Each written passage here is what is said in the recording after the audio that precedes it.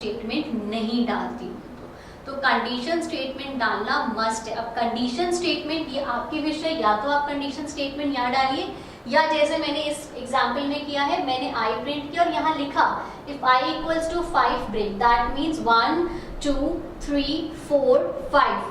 That means जैसे ही 5 आएगा आपने क्या लिख दिया, ब्रेक, और मैंने पहले बताया ब्रेक स्टेटमेंट क्या करेगा, आपको लूप से बाहर ले जाएगा। सो यहाँ पे जो मैंने कंडीशन स्टेटमेंट डाली है वो मैंने इस फॉर्म में डाली है राइट, मैंने यहाँ नहीं लिखा। It's up to you, condition statement होना जरूरी है, कंडीशन का लॉजिक होना जरूरी है, वो आप यहाँ पर लिखिए या आप कहीं और किसी तरह लॉजिक से दीजिए, but you have to give the condition. अगर आपने कंडीशन लॉजिक नहीं दिया तो वो कंडीशन ऑलवेज ट्रू रहेगी, और ऑलवेज ट्रू रहेगी तो जो आपका कंट्रोल है वो कभी लूप से बाहर आएगा ही नहीं, और वो स्टेटमेंट को बार बार इनफाइनाइट टाइम एग्जीक्यूट करता चला जाएगा right. So again remember that मैं सेमी कॉलन जरूर लगा रही हूँ, मैंने सेमी कॉलन कहीं भी स्किप नहीं किया। अगर आप सेमी कॉलन स्किप कर देंगे तो वो सिंटेक्स एरर हो जाएगी। आप ऑल 3 पार्ट्स आर मिसिंग, ना तो इसमें इनिशियलाइजेशन है, ना कंडीशन है, और ना ही इसके अंदर इंक्रीमेंट डिक्रीमेंट ऑपरेटर है, और ना ही मैंने कोई लॉजिक लगाया है यहाँ पर, तो उस केस में भी ये इनफाइनाइट लूप में चला जाएगा राइट। अगर मैं कोई कंडीशन लगाऊंगी ब्रेक, तो मुझे यहाँ कंडीशन लगानी होगी, फिर ब्रेक देना होगा, तब जाकर वो कहीं पे ब्रेक होगा, नहीं तो ये फिर इनफाइनाइट लूप में चलता चला जाएगा राइट। बट ध्यान रखिएगा, चाहे मैंने तीनों स्टेटमेंट यहाँ पर मिस कर दी है, बट मैंने सेमी कॉलन्स मिस नहीं किए हैं। सेमी कॉलन्स अगर मैंने मिस कर दिए यहाँ पर तो सिंटेक्स एरर आ जाएगा right. Now multiple initialization and updations are also possible. जैसे मैंने i इक्वल्स टू 5 किया, i इक्वल्स टू 1 किया एंड j इक्वल्स टू 5 किया, कंडीशन लगाई that i is less then j, i plus plus हो जाए और j माइनस माइनस हो जाए, that can also be possible. अब इसमें क्या है, अगर मैं इस पर्टिकुलर लूप को एग्जीक्यूट करूं, इस लूप को एग्जीक्यूट करने में what I am doing is, मैंने i को वैल्यू दे दिया 1 और j को मैंने वैल्यू दे दिया 5।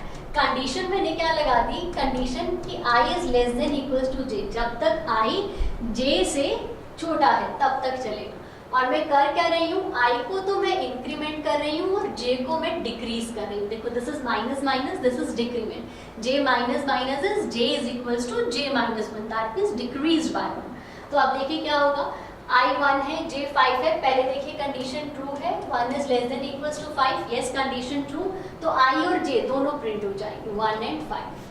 अब उसके बाद देखिए i इंक्रीमेंट होगा, i की वैल्यू हो गई 2 और j डिक्रीमेंट होगा, j की वैल्यू हो गई 4, तो 2 is less than equals to 4, condition true, yes, अभी भी ये स्टेटमेंट जो है वो प्रिंट हो जाएगी, i की वैल्यू भी प्रिंट हो जाएगी और j की वैल्यू भी प्रिंट हो जाएगी। ना अब देखिए i की वैल्यू अगेन इंक्रीमेंट होगी 3, ये हो जाएगा 3। ना अब यहाँ पे देखिए j is less than equals to है, तो that means 3 is less than equals to 3, yes condition true because equal to है, तो 3 और 3 अगेन क्या हो जाएगा, प्रिंट हो जाएगा। नाउ सी, अब i की वैल्यू हो गई 4 और ये हो गई 2, is 4 less than equals to 2, no 4 is not less than equals to 2, यहाँ पर कंडीशन हो जाएगी फॉल्स, और जैसी कंडीशन फॉल्स हो जाएगी कंट्रोल ऑटोमेटिकली लूप से बाहर आ जाएगा।